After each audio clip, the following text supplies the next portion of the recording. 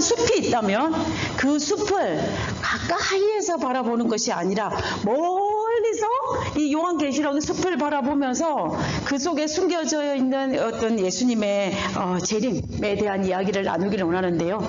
이 거대한 요한계시록 전체 숲 속에서 이 하나님께서 우리에게 이 요한계시를 통하여서 무엇을 우리에게 알려주기를 원하시는지 그 주된 메시지를 우리가 이 거대한 요한계시록의 그 숲을 멀리서 바라보면서 우리가 한번 찾아보는 시간을 가졌으면 좋겠습니다. 우리가 이 요한계시록을 설명할 때 보면 이 요한계시록을 기록한 기법이 있습니다. 우리가 문학적 기법이 있는데요. 특별히 성경에서 이 신약을 적었던 이 헬라 문학이나 구약 히브리 문학을 할 때 성경을 기록한 기법들이 하나 있어요. 그 기법 중에 이 요한계시록을 기록한 기법은 이렇게 되어 있습니다. 교차대꾸법이라는 기법을 사용해요. 교차대꾸법. 이게 무슨 말이냐면 요한계시록을 기록할 때 처음과 끝이 서로 대칭을 이루는 것입니다. 처음과 끝이. 그리고 중간은 중간으로 대칭을 이루고 그리고 가운데에 핵심적인 것. 다시 말하면 내가 이 요한계시록이라는 성경책을 기록하면서 이 말씀을 통해서 주고자 하는 핵심이 딱 어디에 있냐? 가운데 있어요. 이것이 요한계시록을 기록한 이 기법입니다. 이게 교차대꾸법, 카이아즘이라 그러는데 이런 관점에서 볼 때에 우리가 요한계시록을 이 총 1장부터 22장까지 나와 있는데 이 22장을 이 구조로 딱 보면 맨 한가운데 뭐가 있어요? 뭐가 있습니까? 14장 딱 이 A와 A-가 교차가 되고 B와 B-가 이렇게 교차가 딱 됩니다. 그러면서 한가운데 C 파트가 요한계시록의 핵심인 것을 우리가 볼 수가 있습니다. 그럼 이 요한계시록의 핵심이 뭐냐면 14장인데 이 14장의 내용을 가만히 살펴보면 이거는 뭐냐면 이 땅에 살고 있는 우리들 하나님의 백성들이 도대체 하나님께서 이 백성을 통하여서 어떻게 마지막 때에 해야 할 것인가를 기록해 놓은 것이 14장에 들어있어요. 그래서 우리가 딱 한마디로 말하면 요한계시록 14장에는 어떤 기별이 있냐면 새 천사의 기별이 있어요. 많이 들어보셨죠? 이 새 천사의 기별이 사실은 요한계시록의 핵심이라고 볼 수 있어요. 기법상. 근데 전체 구조를 봐도 그렇습니다.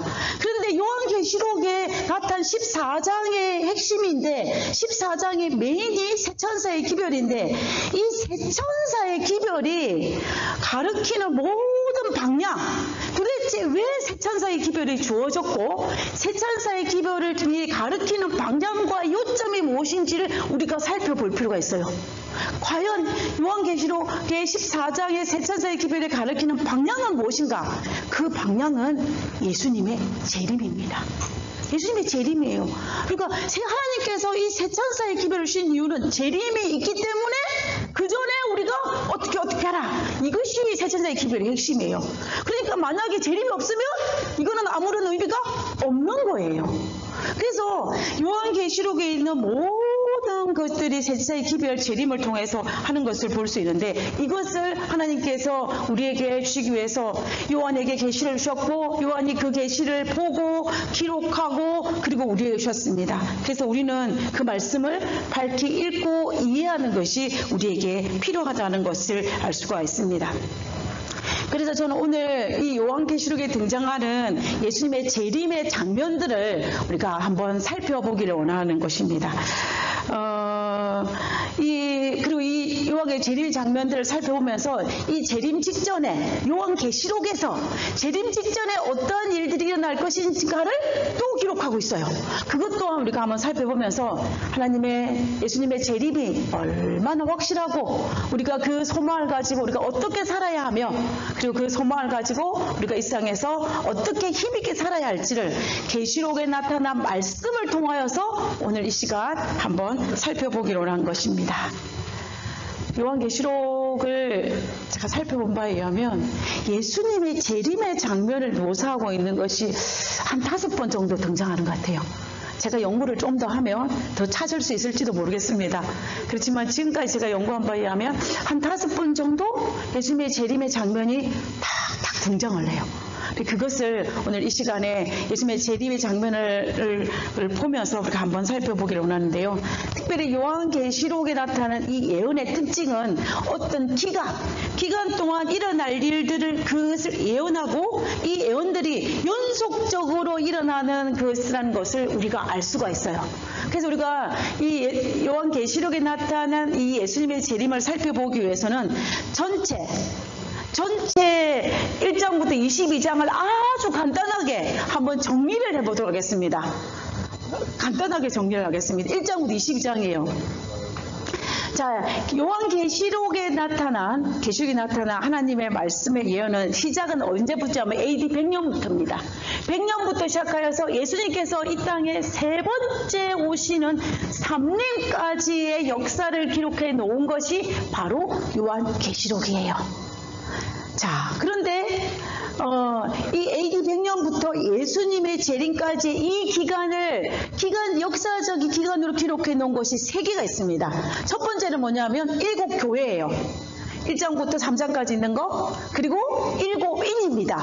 우리 교회사의 역사를 다루고 있는 이 4장부터 7장까지 7 인, 그리고 또 7 나파는 이 정치사를 다루고 있는 세계사인데요. 이것을 8장부터 11장까지 이렇게 나와 있어요. 이것이 100년부터 재림까지 역사입니다. 자, 그 다음에 또 그러면은 이 재림 임박했을 때에 어떠한 일이 일어날 것인가를 또 예언해 놓은 것이 어디냐면은 계시록 12, 13장이에요. 여기에서는 사탄의 정체를 밝히면서 이 마지막 이 기간에 사탄이 어떻게 하나님의 백성을 미혹할 것인가의 사탄의 전략과 전술을 하나님께서 우리에게 알려주셨어요.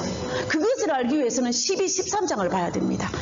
그 다음에 이제 14장에는 우리가 조금 전에 살펴봤던 것은 마지막 때에 있던 하나님의 호소, 새 천사의 기별이 14장에 나와 있어요. 이 예언이 바로 이 부분입니다. 그러면 이제 마지막 재림의 딱 at that time, 딱 그때 그 상황을 성경에 또 예언해 놨어요. 그것이 요한계시록 어디냐면 16장입니다. 실제야, 그 다음에 음녀의 멸망 17장, 18장에 바벨론의 멸망, 그리고 짐승과 거짓 선자의 멸망의 19장까지 예수님의 재림할 그 at that time에 일어날 사건들을 성경 예언해 놓은 것이 바로 이 부분이에요. 이 부분입니다. 그러면 이제 계시록 재림에서부터 3림, 예수님께 이 땅에 재림하시고 세 번째 내려오실 때까지 기간을 예언해 놓은 것이 어디냐면은 계시록 20장입니다. 20장에 보면 그것이 나와 있어요. 그리고 이제 마지막 21장과 22장은 하늘에서 예수님이 내려온 3림부터 영원까지를 기록해 놓은 것이 바로 어디냐면은 새하늘과 새 땅인 것을 알 수가 있습니다. 이것이 요한계시록에 나타난 전체를 커버할 수 있는 예언이에요. 그러니까는 요한계시록은 전체가 예언입니다. 예언인데 이 예언을 통하여서 하나님께서 마지막 때까지 우리가 어떤 일이 일어날 것인지 선악의 대쟁투의 관점에서 기록해 놓은 것이 요한계시록이에요. 그러면 지금 우리는 어디에 있을까요? 우리가 서 있는 위치입니다. 서 있는 위치예요. 여기에 우리가 서 있어요. 우리가 여기에 서 있습니다. 제가 볼 때는 이 사람이 재림 쪽에 좀 더 가까이 있어야 될 것 같아요. 좀 더 가까이 있는 이 위치가 지금 우리가 있는 이 이야기입니다. 그래서 저는 이 요한계시록에 있는 전체 구조에서 우리가 예수님의 재림을 멀리서 한번 살펴보기를 원합니다. 자, 그러면 이 성경 1장부터 22장까지 있는 이 요한계시록에서 예수님의 재림의 장면은 어디에 있는지를 우리가 하나씩 살펴보도록 하겠습니다. 첫 번째입니다. 첫 번째는 어디냐면 7인 중에서 7번째 인을 떼실 때에 예수님의 재림 장면이 성경에 등장을 해요. 자, 그 장면을 한번 보겠습니다.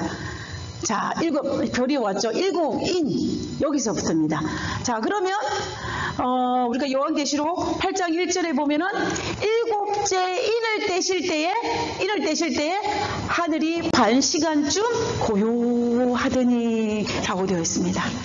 자, 이것이 무슨 예수님의 재림의 장면인가 우리가 생각할지 모르지만요, 우리가 이것이 예수님의 재림의 장면을 그대로 또 다른 각도에서 설명하고 있는 부분입니다. 우리가 알다시피 지금 이 본문, 이 일곱째 인을 떼실 때에 이 장면은 뭐냐면, 예수님께서 일곱 인을 하나씩 첫째 인을 뗄 때 어떤 일이 발생하고, 둘째 인을 뗄 때 어떤 일이 발생하고를 성경에 쫙 기록해 놓으셨어요. 그러다가 마지막 일곱째 인을 딱 떼니까 어떤 것이 요한의 눈에 계시처럼 나타났냐면은 하늘이 이 땅이 아니라 하늘이 반시 동안 고요한 것을 이제 나타낸 것입니다.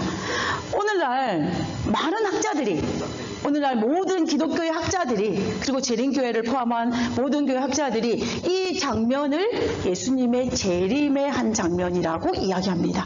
왜 그러냐면 그 이유가 나와요. 그 이유가 나오는데, 우리가 첫 번째 이유는 성경 복부 전후 문맥에 의해서 이 장면이 예수님의 재림의 장면인 거는 확실하고, 그리고 또 두 번째를 살펴보면은 여기 예수님께서 이 땅에 계실 때에 예수님께서 재림하시는 것에 대해서 이야기를 했던 적이 있었어요.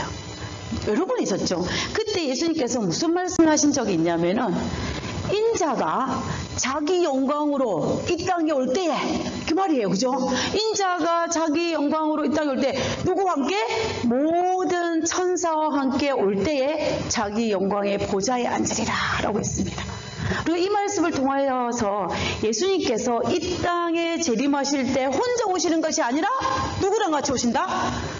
하늘에 있는 모든 천사와 함께 내려오신다는 거예요. 여러분, 지금은 아닌 것 같아요. 옛날에 제가 20년 전만 해도 한국에 보면은, 한국의 시골에서 다 부모님이 살아계시고 자녀들이 다 공부한다고 공부하거나 직장으로 서울로 올라가잖아요. 그러면 명절이 되면 어떻게 합니까? 민족 대이동이 일어납니다. 그죠? 민족 대이동이 일어나요. 그래서 서울에 있는 자녀들이 시골에 있는 부모님들을 만나기 위해서 차로 다 내려와요. 그러면 어떻게, 명절 당일날은 어떻게 됩니까? 서울 시내 한복판이 그렇게 번잡하던 서울 시내 한복판이 어떻게 돼요? 조용해요. 조용합니다. 평상시는 북적북적했는데 조용해요. 대신 어디가 북적북적해요? 시골집이 완전 북적북적해요. 저희 집이 6남매거든요. 6남매이기 때문에, 그리고 또 제가 아주 막둥이로 태어나서 저희 이제 위에 있는 5남매 형제들이 결혼을 해서 자녀들을 다 2명씩 다 낳았어요. 그러면 이제 제가 어릴 때 우리 형제들이 다 시골집에 오면, 우리 시골집이 조그만했어요. 그 조그만한 시골집 잠을 잘 수가 없어요. 잠을 못 자서 어떻게 했는지 아십니까? 그냥 먼저 자리를 잡는 사람이 임자예요. 그러니까 어떨 때는 오빠 발이 제 얼굴에 있고 뭐 이렇게 지그재그로 막 이렇게 자야 돼요. 식구들이 너무 많으니까.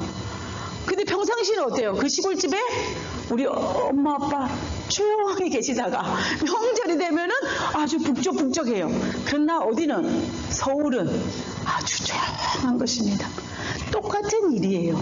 그래서 예수님께서 이 땅에 우리를 데려오시기 위해 재림하실 때에 모든 천사와 함께 오르니까 하늘이 어떻게 돼요?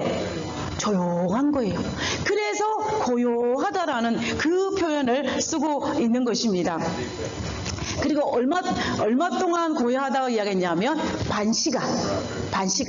이것이 우리가 예언적으로 볼 때, 예언의 시간적 개념은 1년 원칙이에요. 그 아시죠? 그죠? 1일이 1년 원칙인데, 그거에 따르면 이 반시간은 한 일주일 정도를 볼 수가 있어요. 그래서 어떤 학자들은 그렇게 이야기를 합니다. 예수님께서 우리를 데리고 오셨다가 가시는데 걸리는 시간이 얼마 정도 걸리겠다? 한 일주일 정도 걸리겠다라고 개수를 해요. 저는 그보다 더 빨릴 것 같은데 잘 모르겠습니다. 어찌됐든 간에 하나님께서 우리를 데려오시는 때에 하늘 장면을 설명하는 거예요. 이거는 예수님의 재림에 대한 장면입니다. 이 모습을 요한이 계시를 통해서 본 것입니다. 그래서 우리가 7인에 대한 이 기간적 예언할 때 쫙 설명을 하다가 마지막 7인이 가르치는 마지막 방향은, 결론은 뭐예요? 종결점은 예수님의 재림이에요. 재림인 것입니다. 7인이니까 7번째 인을 떼고 나면 끝이에요. 8번째 뗄 인이 없어요. 그래서 그러면 7인의 마지막 종결은 무엇이다? 재림이라는 것입니다. 재림. 예수님의 재림으로 끝나는 것을 볼 수가 있어요. 자, 그러면 여기에서 우리가 그럼 7째 인을 떼실 때 예수님의 재림의 장면이었다면 예수님의 재림 직전의 상황을 알기 위해서는 몇 번째 인을 살펴보면 되겠습니까? 6번째 인을 살펴보면 되지 않습니까? 그죠?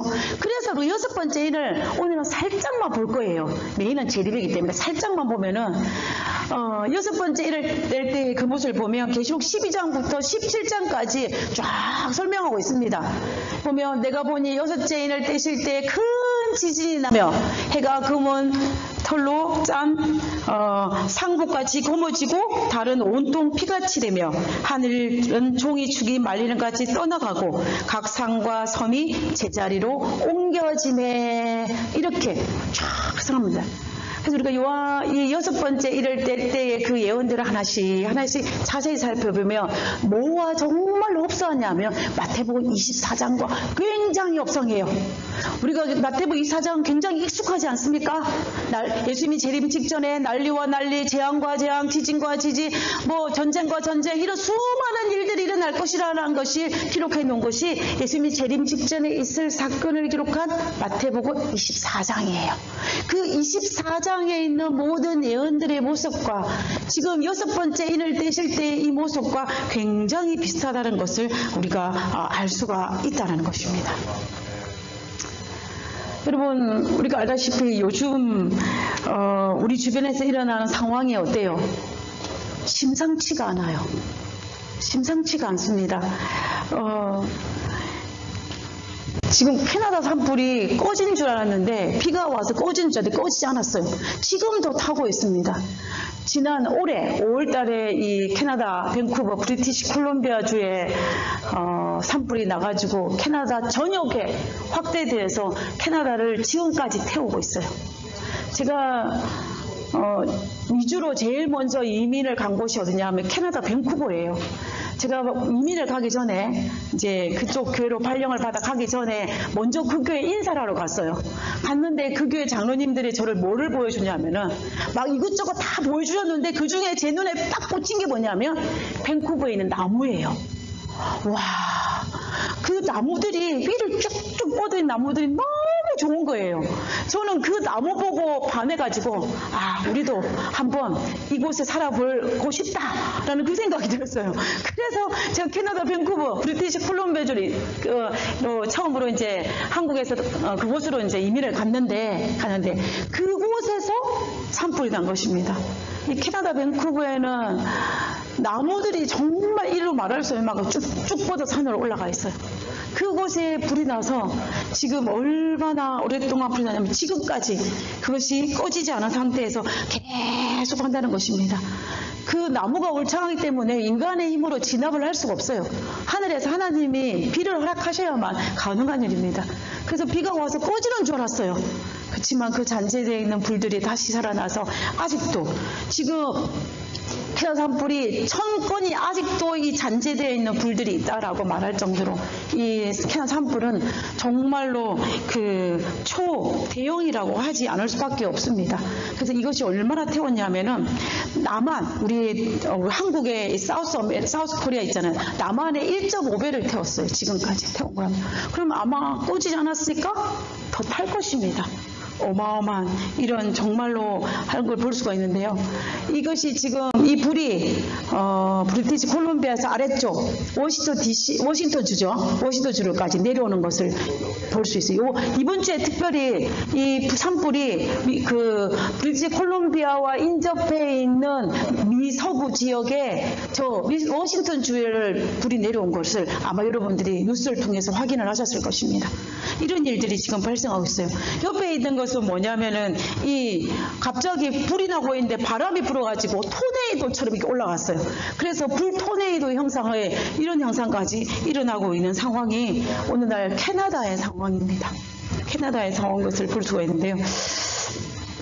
자, 그런데 이 북쪽에는 이 어디라 할 수 있어요? 여기 지금 워싱턴 주에서는 이런 일이 발생하는데 이 남쪽에는 어떤 일이 발생하십니까? 이 남쪽에는 이 남가주에서는 또 하필이면 저 비가 어디 쪽에 와야 되는데 저 북쪽 워싱턴주나 캐나다 쪽에 와야 되는데 그 비가 어디로 왔냐면 이 남가주로 다 쏟아부었어요. 남가주 쏟아부어가지고 이 캘리포니아를 온통 물바다로 바뀌는 것을 볼 수 있습니다. 이 열대성 태풍이 불러서 우리가 예상한 것보다는 조금 약해지긴 했지만 그렇지만은 이 남가주에 엄청난 1년치 내릴 비를 한꺼번에 쏟아부었대요. 하루 만에 몇 시간 만에 쏟아부었던 그 일들이 이번 주에 있었습니다. 이번 주에 정말로 우리가 알다시피 여름에는 이곳 캘리포니아 비가 옵니까 안 옵니까? 안 와요. 우리 어머님이 이게 여기는 처음 오셨거든요. 비가 안 오는 걸 너무 신기하게 생각하세요. 그죠? 신기하죠 사실은. 우리 한국 같은 여름에 비가 와야 되는데 근데 비가 안 오는 지역에 비가 안 와요. 스프링클러를 통해서만 물이 공급되어서 농사를 지을 수밖에 없는 그런 상황이에요.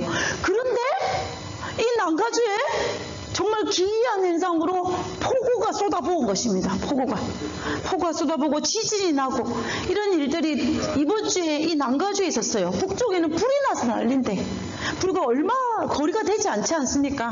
그런 상황이 발생한 것을 우리가 볼 수 있는 것입니다. 그래서 이 캘리포니아 이렇게 바람이 불고 있어요. 그래도 우리가 알다시피 이 하와이 산불은 정말로 이 대형 산불입니다. 초대형 산불인데 115명이 이 산불에 돌아가셨고 그리고 지금 실종자가 850명이에요. 실종자는 많이 줄었죠. 여기저기 어떻게 연락을 해서 실종자를 좀 줄기는 했지만 그러나 850만은 이제 실종이 됐어요. 연락 두절이 된 것입니다. 그래서 앞으로 이 사망자가 더 늘어나지 않을까라고 생각할 수가 밖에 없는 상황이에요. 그래서 이 산불로 이 3,000에이커가 타고 2,200채의 건물들이 무너지고 불이 타서 그리고 그뿐만 아니라 어마어마한 재산 손실을 555조 달러. 제가 도대체 감을 못 잡겠어요. 돈의 개념은. 어쨌든 이렇게 어마어마한 피해를 남기고 있는 것을 볼 수가 있습니다. 이것뿐만 아니라 사실은 우리가 이번 주에 일어난 것만 살펴보았지 우리가 지난 한 달 이런 걸 살펴볼 때에도 오늘 세계 곳곳에서 이 산불이 여기만 있는 것도 아니고 스페인에도 일어나고 여러 곳에 산불이며 재앙이며 홍수며 지진이며 허리케인이며 이런 일들이 계속 우리 귀에 들립니다. 우리가 너무 많이 들어서 어떻게 해요? 맨날 하는 그 앞에 수식어가 붙어요. 초대형, 그 다음에 또 상상을 초월한, 그 다음에 뭐 사상 최대 이런 단어를 붙이면서 우리에게 계속 이런 정보들을 쏟아붓고 있습니다. 우리는 그런 정보들을 듣고 있어요. 그러면서 우리의 마음속에 정말 알 수 없는 그런 일들이 우리 마음에 올 수밖에 두려운 마음이 있을 수밖에 없는 거예요. 이럴 때 우리가 어떤 마음을 가져야 될까를 오늘 한번 생각해보는 시간이었으면 좋겠습니다. 제가 오늘 우리 주변에서 일어나는 이런 수많은 재앙들을 바라볼 때 우리가 그리스도인으로서 어떻게 이것을 바라봐야 할지를 생각하면서 우리가 오늘 말씀을 보기를 원하는 것입니다. 그래서 제가 오늘 이 설교를 준비를 했습니다. 자, 이 모든 재난들의 원인들을 과학자들이 뭐라고 이야기하냐면요, 기온 상승이라 그래요. 실제적으로 산업혁명이 일어나고 난 다음에 이 지구의 온도가 1도 올랐습니다.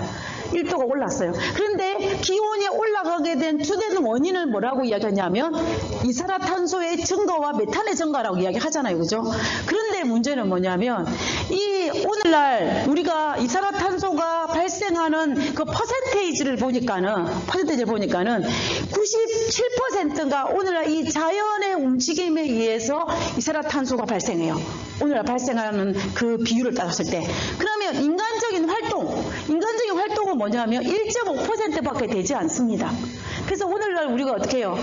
이산화탄소를 최대한 줄이기 위해서 여러 가지 자연 캠페인을 벌이지만, 그러나 오늘날 이 자연이 쏟아내고 있는 이산화탄소의 급증을 막을 길은 없다라는 것을 우리가 이 통계를 통해서 우리가 알 수가 있는 거예요. 예수님께서는 이 마지막 때에 예수님의 재림의 직전에 어떠한 일이 날 것인가를 다 예언해 놓으셨어요. 그죠?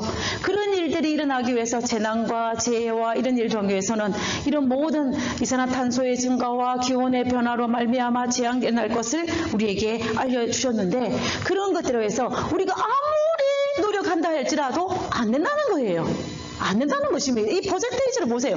안 된다는 거예요. 하나님께서 마지막 때를 보시고 허락하셔서 이 이산화탄소의 증가로 말미암아 예수님이 재림 직전에 계시록에 예언된, 마태복음 24장에 예언된, 성경 곳곳에 예언된 그 재앙들은 일어날 수밖에 없다라는 것을 우리가 알 수가 있다는 것입니다. 그래서 예수님의 재림은 우리가 이런 것들을 볼 때에 우리가 어떻게 된다는 거예요? 놀라기만 하면은 안 된다는 거예요. 놀라기만 하면 안 된다는 것입니다. 예수님께서 그렇게 예언해 놓으셨기 때문에 이런 일들이 일어나거든. 성경에도 그랬어요. 누가복음 21장에 이런 일이 되기를 시작하거든. 일어나 어떻게 하라? 머리를 들라 그랬습니다. 이런 일이 일어나거든. 일어나 머리를 들라. 때가 가까움이라. 예수님의 재림이 가까움이라 그래요. 그럼 우리 주변에서 일어난 이런 일들을 보면서 놀라기만 하는 것은 우리의 몫이 아니에요. 우리는 어떻게 된다? 때가 가까웠다는 것이고 머리를 드는 것이 우리에게 필요하다는 것입니다. 우리가 그리스도에서 예수님의 재림이 얼마 남지 않았음을 자각하고 깨어 있는 것이 우리의 몫이라는 것을 우리가 알 수가 있다는 것입니다. 또 우리가 한번 살펴보도록 하겠습니다. 자, 그러면 예수님의 재림이 또 어디에 있냐? 이 계시록에서 7인에 있었고, 두 번째는 어디서 있냐면 7 나팔의 이 부분에도 또 등장해요. 7 나팔 중에서 7번째 나팔을 불 때, 그때에 어떤 일이 나면 예수님의 재림의 장면이 또다시 다른 각도에서 등장하는 것을 볼 수가 있습니다. 자, 한번 보도록 하겠습니다. 여기 보면 7째 천사가 나팔을 불매, 첫 번째 천사가 나팔을 불을 때 이런 일들이 나고, 두 번째 천사가 불 때 이런 일이 나는데, 마지막 7번째 천사가 나팔을 불 때에 어떤 일이 날 것인지를 예언해 놓은 것입니다. 15절, 하늘에 큰 음성이 나서 이르되 세상 나라가 우리 주와 그의 그리스도의 나라가 되어 그가 누구예요? 예수님이 세세토록 왕노릇 하시리로다 라고 이야기하고 있습니다. 이 세계의 정치사를 예수님이 재림 때까지 예언한 그 맨 마지막에 7 나팔을 불 때에 뭐 할 것이다? 세세토록 왕노릇 할 것이다 라고 이야기하고 있는 장면입니다. 자, 우리가 다니엘서 2장을 기억하시죠? 다니엘서 2장은 무엇이었습니까? 금신상에 대한 이야기였어요. 금신상에서 맨 마지막 하늘에 뜨인 돌이 와가지고 치면서 돌나라가 되는데, 그때에 다니엘이 느부갓네살 왕에게 마지막 그 돌나라에 대한 예언을 하면서 이렇게 표현을 했습니다. 이 여러 왕들의 시대에 하늘의 하나님이 한 나라를 세우시리니 이것은 어떻게 하지 않을 것이다? 영원히 망하지도 아니하실 것이다. 앞에 뭐라 그랬어요? 세세토록 왕노릇하리라. 영원히 망하지도 아니할 것이요. 똑같은 말입니다. 똑같은 말이에요. 그러니까는 예수님의 재림의 다른 측면으로 설명한 것이 세세토록 왕노릇 할 것이라 라고 설명하고 있는 것을 볼 수가 있습니다. 그러므로 7 나팔의 마지막 종결도 뭐냐면, 종결도 바로 예수님의 재림이에요. 첫째 나팔, 둘째 나팔, 셋째 나팔, 7째 나팔에 부를 때 그 끝은, 종결은 예수님의 재림이었다는 것을 우리가 알 수가 있다는 것입니다. 자, 여기에서 우리가 한 가지만 짚고 넘어가기를 원해요. 한 가지만 짚고 넘어가기를 원하는데, 우리가 조금 전에 살펴봤던 7인과 7 나팔에 대한 이야기를 살펴볼 때에 여기서 우리가 한 가지 짚고 넘어가야 할 것이 뭐냐면, 계시록 6장에서 6번째 인이 되어질 때에 예수님의 재림의 징조가 쏟아지고, 그리고 7번째 인을 떼실 때의 재림이었다 그랬잖아요. 그 중간에 어떤 부분이 딱 삽입되어 있냐면은, 그 마지막 재앙의 때에, 재림 직전에 일어날 이런 재앙의 때에 누가 능히 서리요? 라고 질문을 합니다. 그럴 때 그 대답이 뭐냐면, 삽입된 부분이 14만 4천 하나님의 입맞은 자가 마지막 때에 능히 서리라 라는 그 이야기예요. 그 이야기입니다. 그래서 하나님의 입맞은 자 14만 4천이 선다는 그 이야기가 나와요. 그리고 7 나팔에서 마지막 나팔이 불기 직전에, 예수님의 재림이 있기 전에 이 환란의 때에, 재림 직전에 있을 이 환란의 때에 교회의 사명은 도대체 무엇인가? 라는 그 질문에 대한 대답으로 주어진 것이 뭐냐면, 하나님의 백성이 당할 경험과 복음 전파가 어떻게 이루어질 것인가를 기원해 놨어요. 복음 전파. 그러니까 우리는 이것을 통해서 우리가 무엇을 알 수 있냐면은, 예수님의 재림의 징조가 여기저기서 재난과 재난의 소리가 들릴 때에 우리가 심상치 않음을 깨닫고 놀라는 것이 우리의 몫이 아니라, 그때에 우리가 해야 될 것은 뭐냐면 하나님의 입맞은 백성이 되어야 되고, 또 두 번째는 뭐예요? 우리가 인을 받은 백성을, 하나님의 받은 사명을 감당하는 백성이 되어야 된다는 거예요. 그래야만 예수님의 재림이 누구의 것이다? 내 것이 된다는 것이 이 요한계시록 구조에서 우리에게 알려주는 것을 볼 수가 있다는 것입니다. 오늘날 우리 주변에서 일어나는 이런 많은 재앙들은요, 하나의 나팔에 불과해요. 무슨 말이냐면 예수님의 재림이 임박했다고 알려주는 나팔에 불과합니다. 그러므로 여기에서 무슨 일, 저기에서 무슨 일, 여러분 아침에 뉴스 듣기가 무섭지 않습니까? 그럴 때 너무 놀라는 것은 우리의 몫이 아니라는 거예요. 그거를 듣고 예수님의 재림이 임박했으니 나는 어떻게 하다? 나는 하나님의 자녀로서 정말로 자녀로서 그 기별을 전하고 하나님의 입맞은 백성으로 살아가기를 결심하는 것이 오늘날 우리가 해야 된다는 것입니다. 우리가 자칫 잘못하면요, 하나님을 알지 못하는 사람들과 똑같이 어디에서 무슨 일이 있었대, 저기에서 무슨 일이 있었대, 어쩌면 좋아, 이렇게 할 수 있어요. 이렇게 하면 된다, 안 된다? 안 된다는 거예요. 그건 우리 몫이 아니야. 하나님의 기별을 모르는 사람의 몫은 그렇게 해요.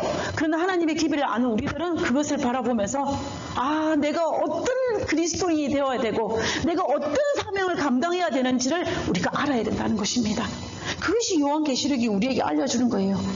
자, 그 다음에 이제 빨리 시작하도록 하겠습니다. 세 번째, 예수님의 재림의 장면을 우리에게 소개하는 세 번째는 어디냐면은 요한계시록 14장 끝에 등장합니다. 여러분, 요한계시록 14장 우리가 살펴본 것처럼 메인 핵심은 세 천사의 기별이에요. 세 천사의 기별, 마지막 때에 세 천사의 기별이 전파된다는 것을 예언하고 난 다음에 끝에 그 14장을 마무리하면서 곡식 추수를 할 때 그때에 예수님의 재림의 장면을 우리에게 보여주셨어요. 자, 우리 성경책을 한번 보도록 하겠습니다. 또 다른 천사가 성전으로부터 나와 구름 위에 앉은 이를 향하여 큰 음성으로 외쳐가로되 당신의 낯을 휘둘려 거두소서. 땅의 곡식이 다 익어 거둘 때가 이르렀음이니라. 구름 위에 앉은 이 누구? 예수님이 땅의 낯을 땅 위에 두르매 땅의 곡식이 거두어지니라 라고 되어 있습니다. 자, 이 모습이 무슨 말이냐면은 이 마지막 때 곡식 추수하는 장면인데, 우리가 예수님께서 이 땅에 계실 때에 사복음서의 말씀을 살펴보면은 여러 곳에서 하나님이 하나님의 백성을 구원하는 것, 하나님의 백성을 구원할 때 무슨 비유를 들어서 설명하냐면 추수한다라는 비유를 들어서 여러 곳에서 설명을 하셨어요. 넉 달이 지나야 추수할 때가 되나니 추수할 것은 많으되 추수할 것이 많으니 주인에 이르러 추수할 일꾼을 보내셔서, 이런 식으로 추수에 대한 이야기 굉장히 많이 등장해요. 이 그때의 그 모든 모든 이 추수에 대한 그 예언의 비유는 뭐냐면은 한마디로 말하면 하나님을 믿는 의인에 대한 구원이에요. 구원입니다. 그러면 심판의 종결이에요. 심판의 종결.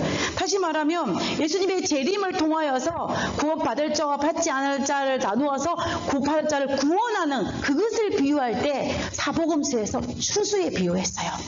추수에. 그래서 이 계시록 13에도 예수님께서 낯을 휘두르 땅의 곡식을 다 거둔다는 말은 이 땅에 있는 하나님의 백성들을 다 구원한다는 그 이야기예요. 그 이야기. 그러니까 그 장면은 무슨 장면입니까? 예수님의 재림의 장면이 될 수밖에 없다는 것입니다.